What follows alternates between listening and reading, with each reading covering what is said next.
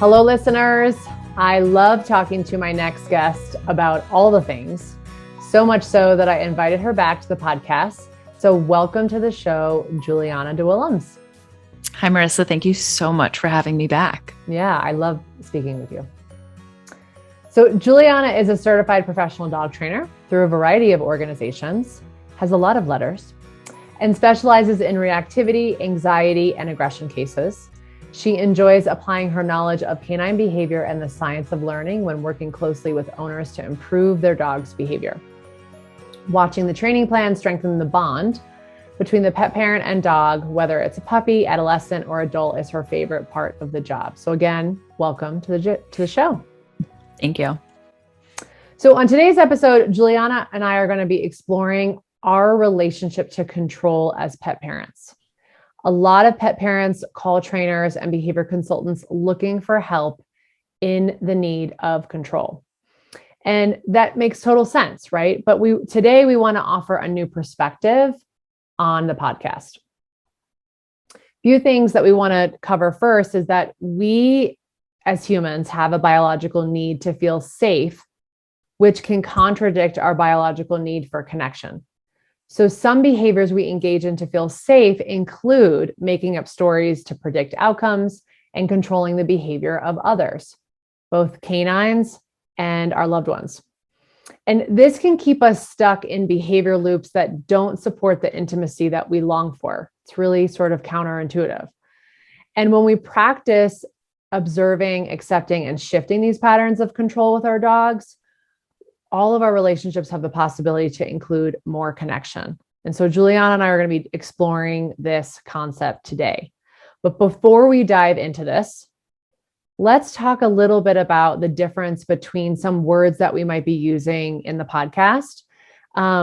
So let's define influence or empowerment, and what is the difference between that and trying to control outcomes. So what do you think? So when we first thought up this topic, I thought to myself, okay, well, wait a second, what the heck even is control, right? Because it's really a construct. And so of course it's important to define it. So I went to where I always go when I need obviously very factual answers, and that is Google. But I looked up actually in the dictionary what technically control is. And the dictionary says that control is the power to influence or direct people's behavior or the course of events. And it's so interesting that it, in the definition, is the word influence. Mm-hmm. And control to me, so that's kind of the dictionary definition. But to me, control feels like a little harsher than the dictionary definition. It feels to me like you're guaranteeing to change something, or you're forcing something to do a certain thing. And the word influence feels a little softer to me. Mm-hmm. So it's interesting that influence is technically in the definition. What do you feel like is influence versus control? Yeah, I think influence feels as though it's an invitation, whereas control, like you said, it does feel, it's a word I use all the time that now people are saying, they're like, you always use this word. Control feels really grippy to me. It's like, I'm really married to an outcome. Like you said, I need my dog to do a specific thing versus I'd like to influence him to make a specific choice. Maybe it's semantics, but I agree with you that influence feels lighter and feels, just not as grippy to the outcome. Whereas control, it feels more harsh, like you said. And so you're right. It is interesting that the definition has influence in it. Mm-hmm. But I think what we would like to talk about today is really how can we influence and empower our dogs to make the right choices instead of trying to solely control their behavior. Yeah, I completely agree. And one interesting thing that comes to mind as you say that is we talk a lot about giving our dogs control, meaning like control of their environment and giving them choice. And we're having a conversation around control, but very much on the human end of things, which giving dogs control is such a great thing in our community and in our kind of the way we think. But now we're talking about humans trying to exert control. And that feels actually a little bit counter to what we're usually trying to do, which is put the choice back to our dogs and exactly like you said, empower them. And I mean, the biggest reason we try to do anything with our dogs is to improve both their quality of life and our quality of life. And so what I'm really excited to talk about today is control needed for our quality of life? Does it improve it? Does it make it worse? And I think you and I kind of feel a specific way about that. But, and going back to empowering, that feels super positive. Like there's nothing that could be, in my opinion, bad about empowering your dog. So why do we think pet parents want control, right? There's a lot of pet parents that call us and are like, I need my dog to listen to me. I need my dog to pay attention. I need him to come back when called. Like, what does this sense of control over the dog or control over the situation offer them? Well, I think the number one thing, and really one of the most important things to this whole conversation is safety, because we can talk about letting go of control all we want, but we really have to keep our dogs and the people around us safe. We have to figure out, can we do that with what does that look like if we're reconsidering control and what control means? But I also think people, and as somebody who has a lot of anxiety, I use control to try to make the world around me predictable. And it gives me the illusion of feeling confident in the world around me. I feel like I know what's going to happen when, and I say all these things that I feel because it's not necessarily reality. Just because I think I have control over things doesn't necessarily mean they're going to go a certain way. Yeah. So I feel like that's just a few things pet parents are looking for when they are hoping for more control. Yeah. And I think a few other examples include like presenting as if you have control over your dog, right? Like society gives you the nod and says, oh, like great dog training. And you have like, your dog has such great obedience and manners, and you have great control over your dog in A, B, and C environment. Right. And then we sort of get reinforced by that feedback. And we get reinforced by the dog engaging in the behavior. But yeah, I feel like society is really pushing.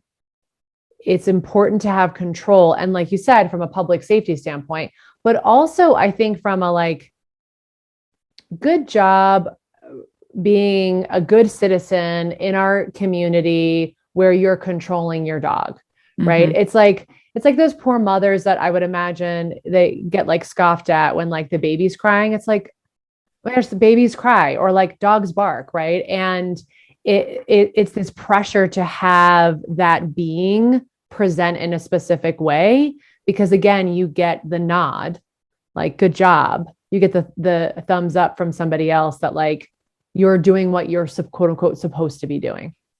I completely agree with you. I think that, as Dr. Friedman says, we have a lot of cultural fog around the concept of control. And for some reason, the dog who is, walking directly next to you on a 3-foot leash is commonly praised, like you said, getting kind of that peer feedback more than the dog who's being perfectly safe, is on a long line and is sniffing and engaging in the world in a way a dog should. One looks more controlled than the other, and one is this weird thing we strive for that I don't even know if anybody can really point to a reason why, other than we feel like it's what we are supposed to do. Yeah. And the supposed to do thing is really interesting, because when I'm working with clients and we talk about their goals, I tend to spend more time on like why they have that goal. So did someone suggest that you have that goal, or is it something that you read in a book 20 years ago, or do we actually need it? Right. And so really teasing apart like what achieving that goal is going to offer them.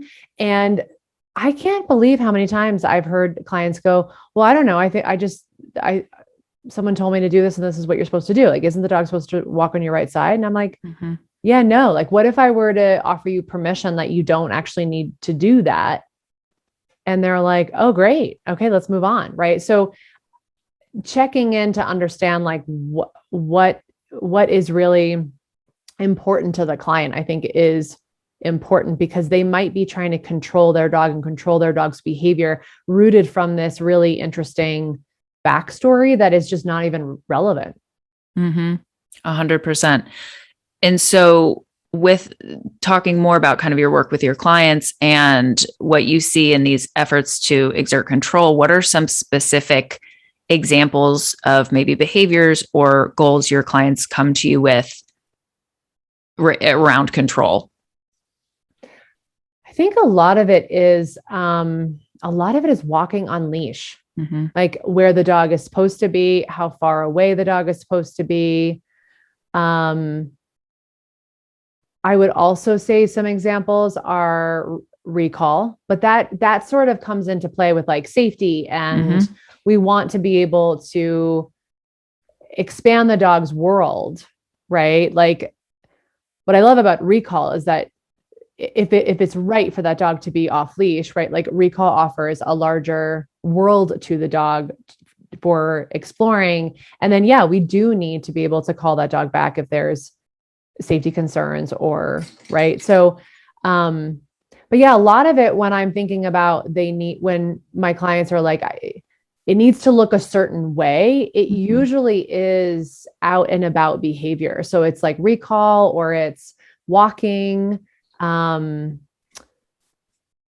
also very much when dogs are meeting other people. So they want that greeting to look a certain way. They don't want the dog to jump up. They don't want the dog to do any normal dog behaviors. And I get it. They don't like, I was with a client the other day, just casually as friends, and I was wearing a dress and she's like, yeah, your dog is not like my dog is not going to meet you.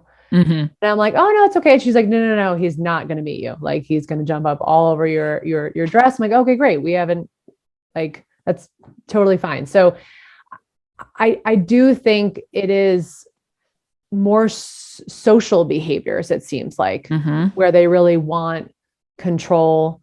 Yeah. Go ahead. Yeah. Well, I think that goes back to the two things we kind of pointed to about why we look for control, and it's both safety and avoiding embarrassment. It can be, either avoiding embarrassment or kind of acceptance from the people around you. And both of those are important. My personal opinion is safety is more important than that, but it's also human nature to care about what people around you think. And I think it's going to be really interesting for us to dive into how do you accomplish both of those things, safety and, again, maybe like community acceptance, but without framing it as exerting control. Yeah. Whenever I see a client or not a client, but a pet parent engaging in positive reinforcement and like stepping off the trail and doing all the things and like checking in with their dog. And we were on a trail once, like in the middle of nowhere, and we ran into these people with their dog, and they're talking to us and keeping their distance, but feeding their dog. Every time I see someone, I'm always like, yes, like good job, like always giving them the feedback, because they're trying to assist their dog in that moment instead of commanding or barking at them to do something, because now there is somebody. And so I always try to provide that reinforcer of like social approval when people are doing what we would love to see happen, right? That they're like a team with their dog and they're helping their dog through the situation instead of trying to control them. Yeah. So you and I just have to clone ourselves and go be everywhere, anywhere that there is anyone. So we can be competitive reinforcement from all the other feedback that's out there. Yeah. Yeah. And I think it's interesting because so far the stuff that we've talked about, so, recall and polite around people and walking nicely on leash, all of those sounds like good things. So I'm curious, or let's talk a little bit about why maybe either the way we approach that. Yeah, I guess really like our mindset around those things, why maybe that might not actually be so positive. Yeah. I mean, I think that when the way you and I are training is that we are trying to not control the dog or tell the dog what to do, but we're trying to arrange the environment, and we're trying to train in situations where the dog is going to be successful. And instead of, again, like barking at the dog to come when called. And so I think when we're training these behaviors, it's not that Juliana and I don't think that they're important. Like I really agree with you and am happy that you brought that up. We love these behaviors, but we want to do it where we're setting up the environment, empowering the dog to make the choice that we're looking for. We're almost making requests, not demands. And so when I think about control, I am grippy and making demands and barking at people and other things to get the outcome that I'm looking for, instead of setting up the environment and making a request of the other party involved. And hopefully I have created a safe enough and fun enough and reinforcing enough space where that person or dog is going to opt into whatever it is that I want to do. I would prefer that Juliana opts into recording this podcast or opts into our friendship than me exerting control over her that she has to be here at this time. Like if I were to do that, the dynamic and our relationship might be strained because of that. So, I hope that answers the question in terms of like how we really put a lot of importance on these particular behaviors, but just in sort of a nutshell, how we are going to set up the environment to get these outcomes.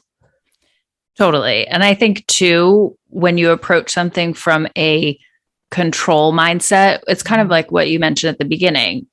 There's so much less when you are fixated on a specific single outcome, you become, there's so many emotions that can show up if that doesn't happen. Yep. You can be frustrated, you can be sad, you can be bummed, you can feel defeated, and those all feel very yucky. And a lot of times, if it's just you and your dog, a lot of those emotions are going to be projected onto your dog, which just like you were saying, I mean, that certainly doesn't lead to a flourishing relationship. And I think that the opposite, like, control is, again, being fixated on one outcome and really putting a lot of pressure on that. And then the opposite of control to me feels like flexibility, and exactly like you've been saying, empowering and influencing. And it's just a different way of approaching the same exact thing. How do I get these behaviors? How do I keep people around me safe? How do I make sure me and my dog are upstanding members of society? We have the same overall goals. I feel like we are just approaching it with a very different mindset. Yeah, I appreciate that you're bringing up this idea that, control is fixating on a specific outcome, right? Because when we're that fixated on that, it is, we don't see any other opportunities, right? Like we have that negativity bias where we are focused on this, like we've got certain glasses on, we've got this lens on, and we're looking for that, and we don't see anything else. And this is why I always think Smart Times 50 C Mark and reward training is like an amazing mindset shift, right? Where you wind up telling your clients like, hey, your dog's killing it throughout the day. You just don't see it, right? And so now we have a an amazing tool. Thank you, Kathy Sadeo, to help you see it. Right. Mm-hmm. And so focus, like, I really like that you're using the word fixated, because it reminds me of like being grippy and not flexible, like you said, to other outcomes or other ways of doing things. Really, because like you said, we agree that these behaviors are great behaviors to have, and we have the same goals. It's just that, like, do we have the flexibility along the way to make that happen? So I Totally. love that. And I feel like, so one example that comes to mind for me when you talk about kind of control and fixated versus flexible and influencing is like, again, going back to this leash walking. So for whatever reason, society loves this dog that's in a tight heel next to you, short leash, you know, quote unquote, under control. Yep. And you think, okay, I'm going to walk past this person with my dog next to me on a short leash under control. And I'm going to control my dog to do this. And say maybe you pass and your dog maybe moves towards the person, or maybe even like bounces to the end of the leash, but then they kind of come back to you and you're able to redirect their attention. And I feel like a control mindset will say, wow, I really just failed there. I didn't have enough control. I need to increase my control next time, versus an influencing and a flexible mindset would say, oh, okay, well, my dog did X, Y, and Z actually really well. And I really like that. And those are really good approximations towards my ultimate goal. Yeah. And then a step further, I would say, well, why do we even really have the goal that our dog has to stay right next to us? Right. There's a lot to consider, but I think you're totally right that you miss so much when you're fixated on a single outcome. Yeah. So we've sort of alluded to a few of these things so far, but this desire for control, which I do want to go back for 1 second when you said you're anxious, because I'm highly anxious as well. We were actually just talking about this before the podcast. Our partners are like very laid back. Totally. And we're very anxious.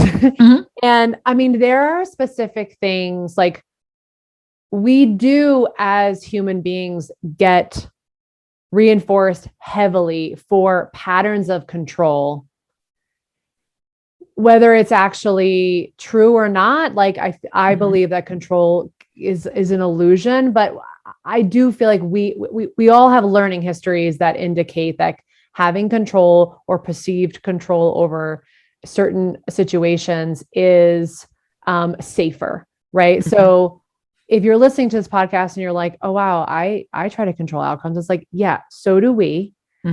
We're just wanting to encourage maybe flexing of the muscle where we offer a little space, a little trust, a little flexibility, like you're talking about. So we hear you. And this desire for control, like how does it get in the way of our training and our relationship?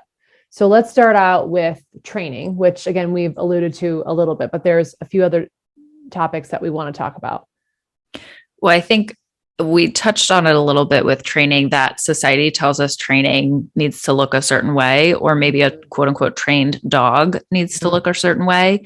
And your and I perspectives as behavior professionals, we know that a lot of times that picture of a quote unquote trained dog does not take into account a dog's needs or natural behaviors. And so what that means is if you're trying to control your dog in a way that doesn't allow them to be a dog, or to act in a way that dogs can and should act, not only is that probably going to make your training not as successful, but I think it will really impact quality of life and your relationship with your dog. And I think it's a huge space where we don't realize that trying to exert control can really, really backfire. Yeah. And I think I appreciate that you're talking about the dog's needs as well. It also doesn't account for like how long it takes to get that level of fluency within particular behaviors. Like, I think people are just like, I want my dog to recall. I'm having one training session with you. I need him to recall away from deer. And you're like, okay, this is a lifelong training goal, right? And you're always going to be working on this in a way that is successful for both you and the dog. And so I think that, yeah, just these, like you mentioned earlier, these cultural fog ideas around what training is, really doesn't set the dog up or the human really for success, because the human doesn't know all of what goes into it. And then the human also might not know what the dog actually needs. And so this idea of even like the semantics even of training your dog sometimes sets everyone up for failure. And then that can also make the person really grippy. Like, well, I want this now. Okay, forget it. I'm just going to leash the dog, tighten him up, grab an aversive tool, whatever it is. Because there isn't this realistic expectation of what goes into behavior change, and what dogs actually need in their everyday lives. So I appreciate that you're bringing up their natural behaviors as well. When you talk about that, and I hadn't even kind of thought about that the traditional picture of a trained dog, there is so much that goes into that. So a dog that is quote unquote under control.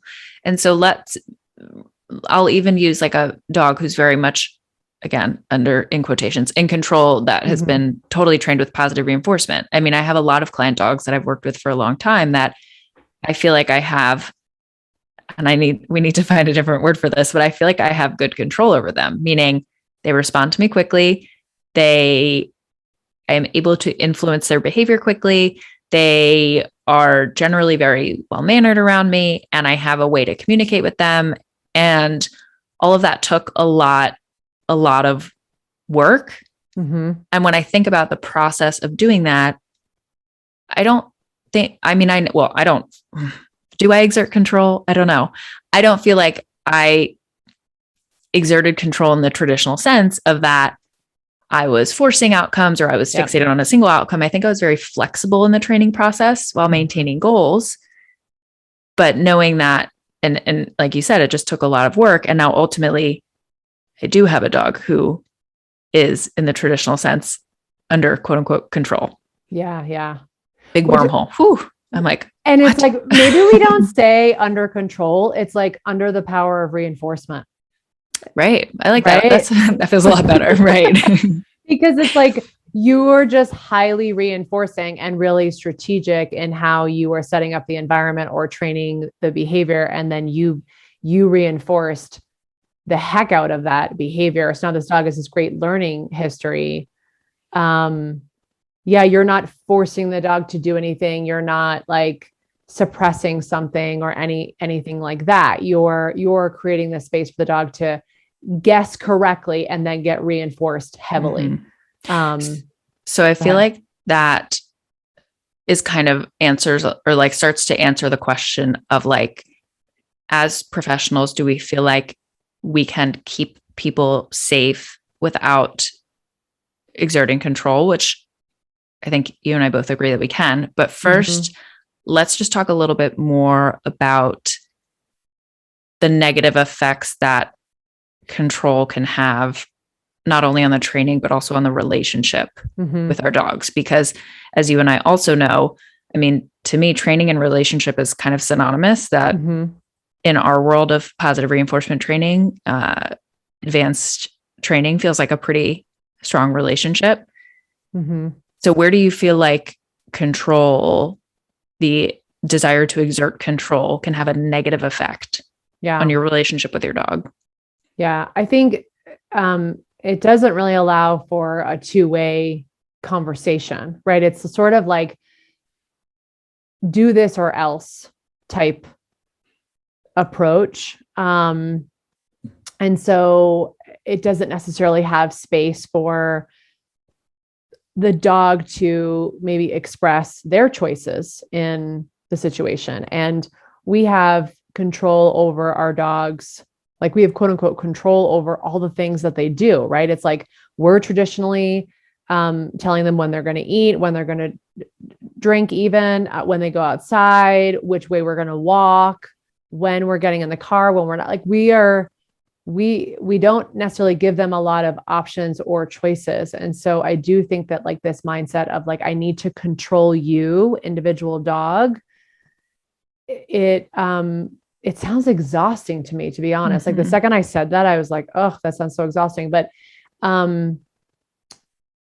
it doesn't allow for that dialogue really. And I think training or just expanding the dog's vocabulary and skills can be a way to have that dialogue, right? Like, hey, I would love for you to do this right now, considering A, B, and C is happening in the environment, but we are still requesting that.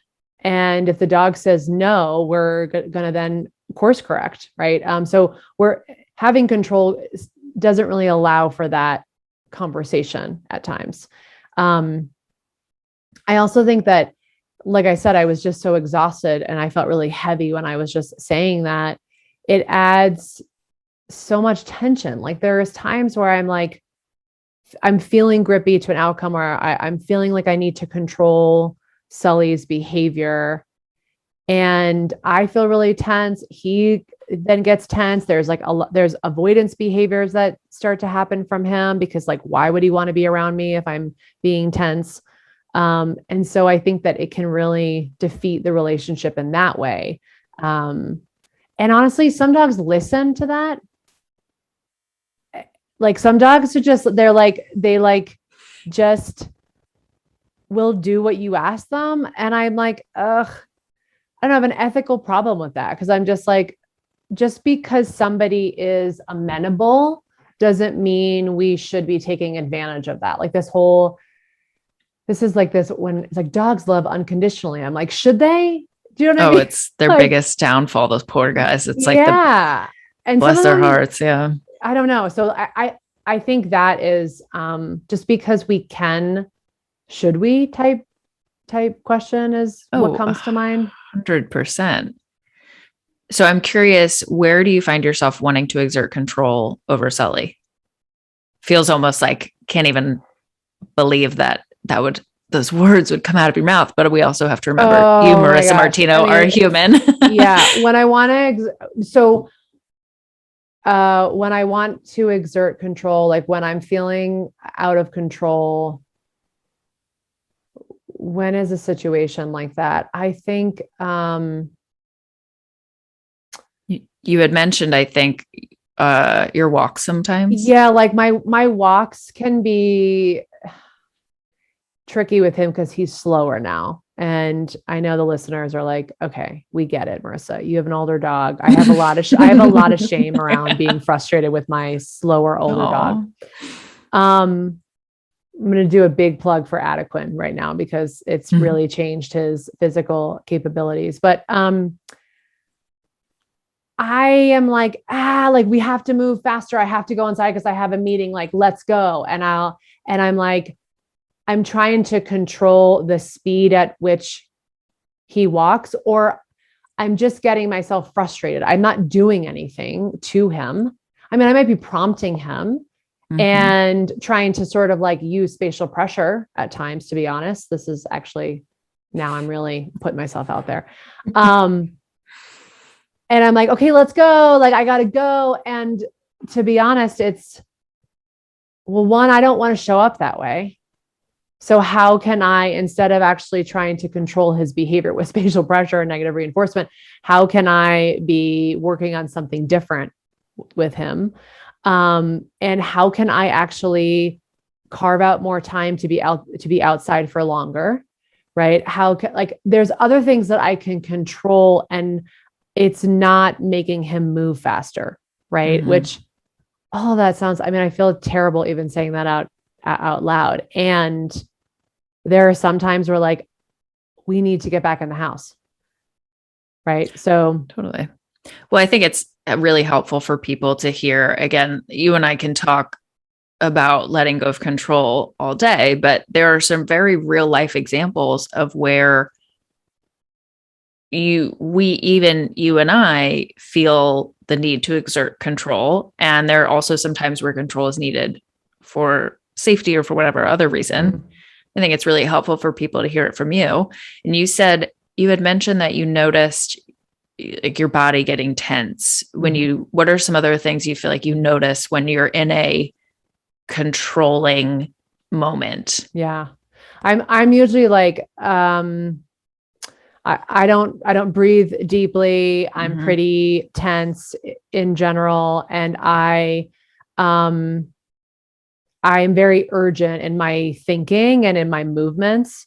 And more recently I have been, because I have noticed this and I'm like, oh, I just don't like this. And honestly, our walks are way better now because I have made them more playful. And, I will ask myself, like, is it true that if we take 3 minutes longer right now, is that really going to be what sends you over threshold? Like just 3 minutes, like, and is this even about Sully, right? Like, what is it? Did I wake up feeling rushed because I overscheduled my day, which is 100% what I do traditionally every day. And so, right. Like, so it's really not even about him, and can I give him the space to be who he wants to be? And can I also just check in and ask myself, like, is there urgency? I don't think there is urgency. Or like, can you text that person and say you're running 5 minutes late? Or like, I don't know. So I definitely feel when I notice I'm getting tense, I will do a big deep breath and ask myself, is it true? And is it urgent? And it's funny because when I do that, I'm obviously looser, which then I can start to do a bunch of play with him. And then he like giddy ups and walks faster. So, it's really about if I like, the only thing I truly had control over in that moment, which is what we're going to get to at the end, is me and how I responded to the situation. And how I respond to the situation is going to co-create a response from him. Right. So 100%. And I think it's so important to note that, like, people might be thinking, well, oh, there are sometimes, or it's fine if I don't give my dog control in this situation, or it's fine if I do try to take control in situations, or, like I do need to get in for the call, and maybe they're not wanting to, be like you and I, where we try to self-reflect and figure out why and stuff like that. But what I think we really want people to understand is that tension and that fixation can really break down either over time or in the moment. Yep. Your relationship, like you said, I mean, that even in those moments, your old dog who you just love so much, like you were feeling frustrated with, and that's not what we want our relationships to be about. And so the reason that we're talking about this and bringing this, trying to bring things for pet parents to think about, is because reframing the way you think about control, getting curious about why you feel like you want control, it can really improve your relationship with your dog. And honestly, with the people around you too, because I can tell you right now, trying to control people, as much as we feel like it keeps us safe, is not really a good thing. No, And I think too, even going a step deeper, like I was just thinking about, like when you said your old dog that you love so much. And I was like, yeah, like if I were to go a step deeper, it's painful to watch my dog age. Like it is upsetting to me. And underneath anger and frustration and all of those feelings is usually grief and sadness. And who knows if that's like subconsciously contributing to the situation, right? So on the surface, if you're trying to control your dog to come to you, we've already talked about that there's layers of this. Like, yes, there's safety. There's also social pressure. There's also you comparing your dog to your previous dog. There's so many layers that I think are important to take a look at so that you know what you're carrying into when you say those words come. Or that's a single word. When you say the word. So yeah, because I think it is all important. And surprise, we bring our human baggage into our life with our dogs. I'm shocked. Nothing that this podcast has ever talked about before. Always looking at our human stuff. It's important. Yeah. It is important. And I'm happy that you brought up that it also impacts relationships with others. It is interesting because I will try to, like, okay, I need this to happen this day. I specifically do it with my partner. Mm-hmm. And then when I feel someone doing it to me, like when I do it to him, I'm like, oh, this is how we do, which is ridiculous because of what I do as my profession. Right. And then somebody tries to control me and I'm like, oh my gosh, is this what I'm doing? Is this how it feels? Like, this is terrible. I don't want someone to make demands of me and try to control me. And then if I'm doing that with my loved ones, like, wow.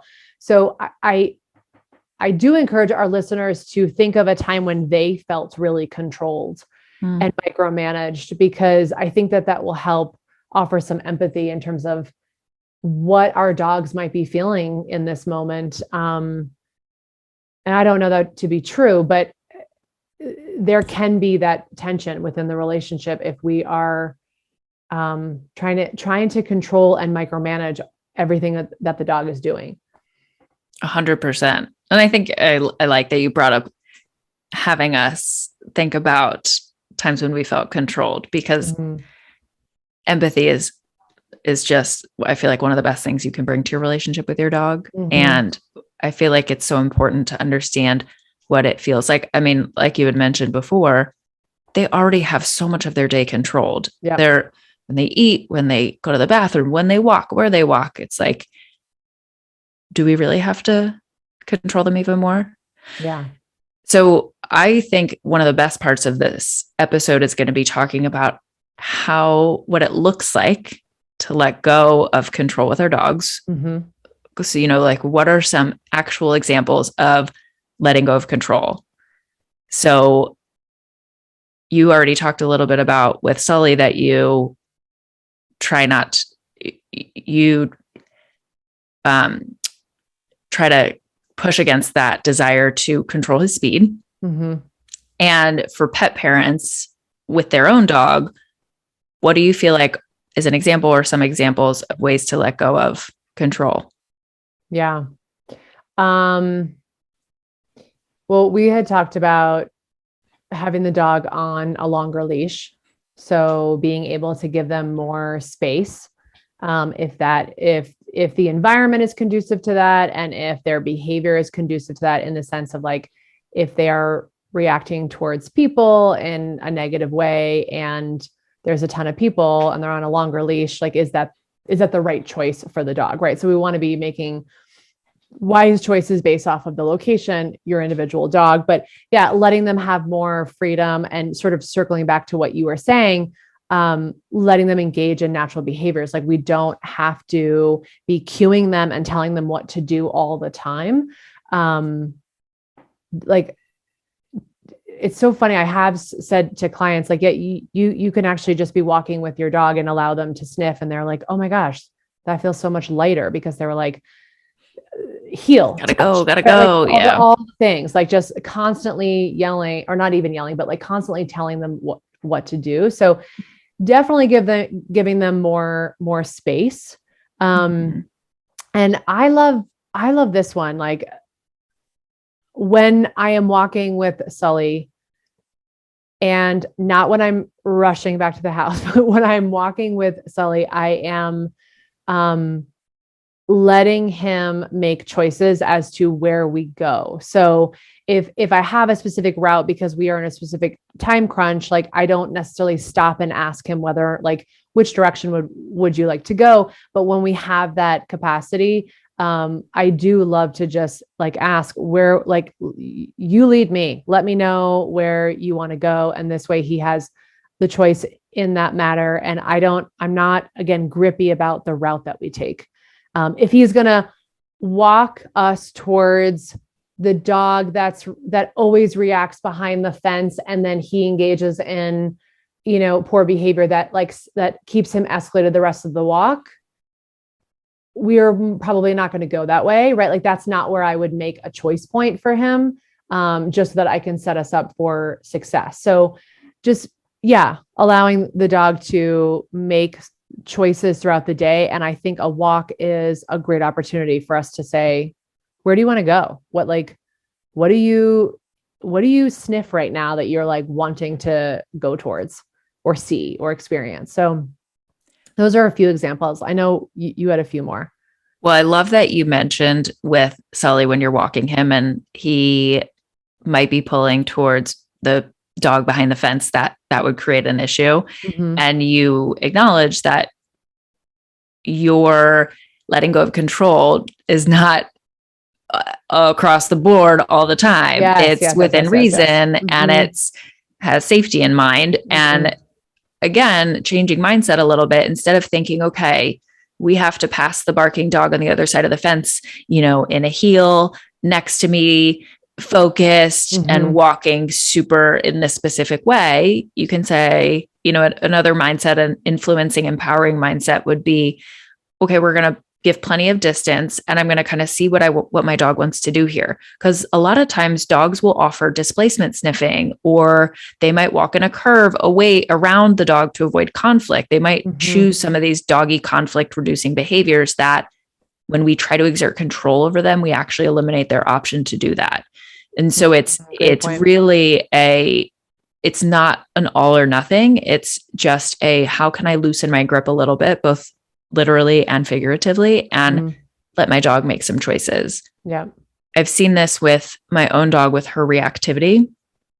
And again, I really want people to not listen to this and think that I'm telling you to go home and let your reactive dog choose to do whatever they want. Yeah. But with Lola, we've gotten to the point with her training that if she notices a dog, I would typically jump in and start barking and reinforcing for noticing and management, or like train, micromanage. And lately I've just been watching her look and saying, almost like waiting for her cue, like, what do you need right now? And what I've noticed is a lot of times she'll notice the dog and then she'll start sniffing and then she'll just keep walking.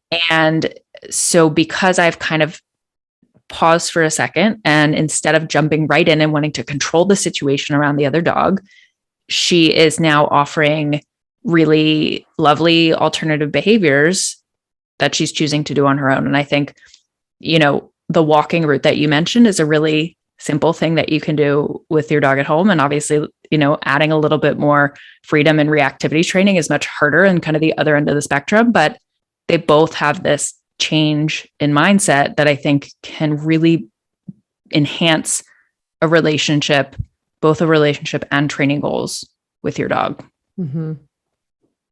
Yeah. I love that you bring up, that that you're sort of waiting a moment. You're not stepping in, you're not micromanaging the situation and cueing a bunch of behavior.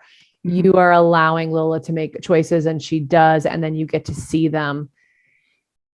That word choices is so great. And I will say that to my clients' dogs, like, that's such a great choice. And I've had a few clients be like, I really like that you say that, because you're right. My dog has a bunch of choices and they're choosing this particular behavior. And there's such power in the words that we're using, right, around our clients to like help them see that. Right. Like, to sort of wait as a trainer. Okay. What is Lola going to do? And if for some reason she gets herself into trouble, we're there to help her. Yeah. You're there. But giving her an option to make a different choice and to engage in something so natural to her of like, I see you and I'm going to displacement sniff or sniff and walk away is awesome. Another behavior we can mark and reinforce too, if we wanted to. But totally. I think that what keeps coming up is that when we let go of our desire to control, we really give that choice. We kind of volley it back to our dogs and we say, like, what do you need here? What do you want to do here? What are you capable of? Yeah, totally. What can you do here? What can you teach me instead of me controlling and telling you what to do? Yeah, totally. Yeah. There was an example that you wanted to share that you saw a few examples on Instagram that were in this vein, which was pretty cool. Yeah, it's really interesting how when you start thinking about something, the universe just like sends you so many examples. It's like this person's talking about control and this message about control. And I'm like, whoa, okay. Kayla from the Toby Project posted a really awesome example of letting go of control where Toby has some stranger danger issues and he gets nervous around new people, and they had new people in the home, and Kayla's done a bazillion, like so much training. And in this moment, she walked Toby into the house and she said, instead of jumping into training right away, I just paused. Now, again, they've got safety setups. Like she knew he wasn't going to explode right away. This wasn't, this was not an unmanaged thing. She was ready to train and probably do counter conditioning, all sorts of stuff.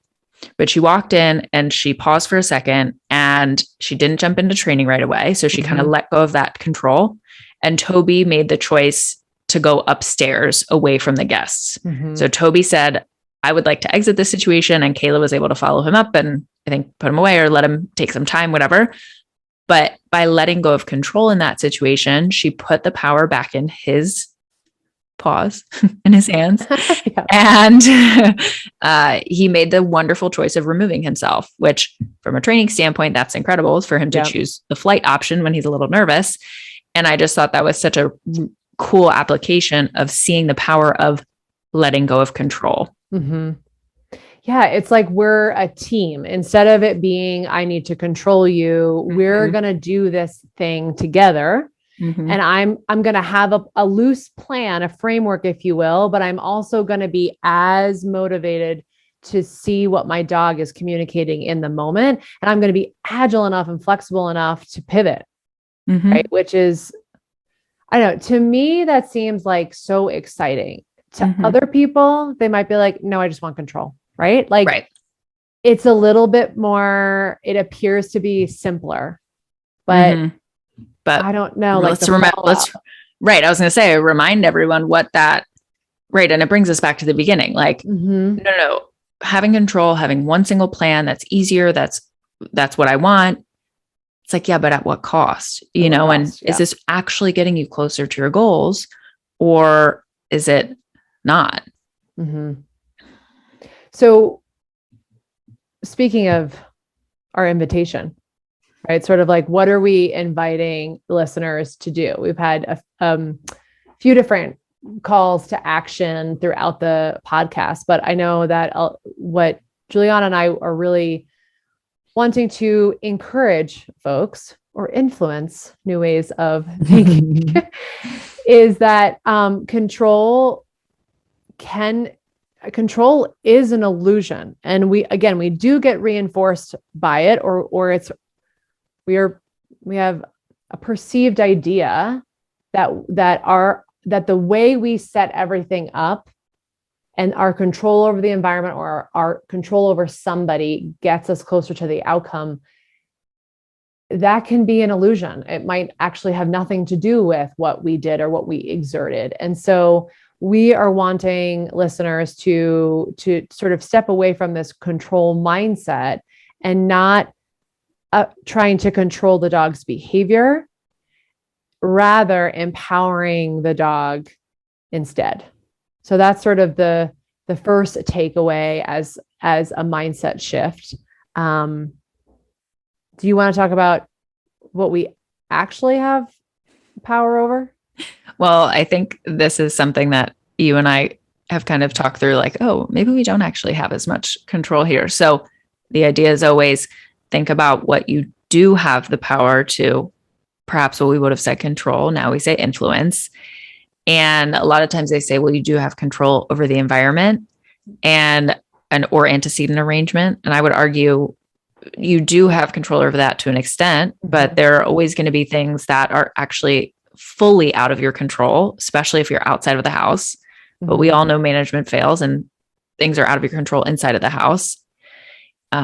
Things like having the right reinforcement, setting up a good training plan. These are all things that you can control to an extent. But I think the one thing that you can control is yourself, the way you react, your mindset. You can't control your emotions, but you can control what you do with those emotions. And I think really letting go of control with everything around you and just kind of focusing on yourself. That feels empowering to me. Actually, that feels really empowering to me. Just like we're trying to empower our dogs. I feel like that's something you can do when you think, instead of stressing about everything around you, just think about yourself. What can you control and what can you change? Mm-hmm. Yeah. And then, I mean, lastly, because we're always talking about this, is getting curious, right? So that question that you just said, like, what can I control right now? Okay, I'm feeling a certain way. I can't control that the dog just ran up to me off leash. What I can control is how I respond in order to support my dog. And I can, so how can I ask myself specific questions to help shift my mindset to be less grippy and less tense, so that more flexible. Mm-hmm. Gosh, like that's a great question to ask every day. How can I be flexible today? Mm-hmm. Ooh, I love it. I kind of love that. Feels so freeing. It does really. It really does. Because even like, I'm just thinking earlier today, I had a call and it was about something that's near and dear to me. And I immediately left the call being like, oh, I'm not enough. I had all these stories and I'm like, how did this happen? Like I was feeling really great. And then now I'm feeling like crap, but how can I actually have some flexibility for that to come up as well? Right. Like, mm-hmm. Oh, I'm feeling like crap. Okay. No problem. Like get curious about that. And discomfort is also has a seat at the table, I guess is what I want to say. So being really flexible to what comes up, I think could be a nice little prompt. I like that a lot, especially because I think the big reason that we try to exert control is to avoid the exact feeling that you're describing, that mm-hmm. if we have more control, we will avoid all of these unpleasant emotions and feelings. But you're absolutely right. Being right. Yeah, like, it doesn't work. Yeah. From a chronic controller, I am telling you. I'm like from all my spreadsheets and all my literally things I'm trying to control and all my lists, like newsflash. Totally. So I just want to make sure that we, as you and I, as behavior professionals, that we both answer, do you think you can have a safe, upstanding member of society without forcing control over your dog? Yes. What do you think? Yeah. I wholeheartedly agree. I wholeheartedly agree. I don't think that we need to, I mean, gosh, there's so much research that we could link to, and maybe we will in the show notes. Like the fallout is not worth it. And we can still achieve the goals. Mm-hmm. In addition to expectation setting and mindset shifts and all these other things as well, right? It's not just about making the dog do the behavior. 100%. Yeah, I do think we can. Totally. And I think everybody's shared goal is to have a wonderful life with their dog. And I think mm-hmm. you can do that safely, have a blast, have an enhanced relationship, all while letting go of control. Yeah. What an invitation for all of us as human beings, right? Like, mm-hmm. Gosh, such a cool way to try this on with our dogs and then generalize it into other areas of our life. So I love it. Challenge is on. All right. You and I are up first. Yikes. No, it's good. So where can listeners find you online? I'm mostly on Instagram, JW Dog Training, also Facebook, jwdogtraining.com. Being a millennial, I'm pretty much all over the internet all the time. So yeah, best place to find me. Got great content. Find her on the gram. Thank you. Well, thank you so much for being here. And I always love chatting with you. So thank you. Oh, Marissa, this was delightful. Thank you.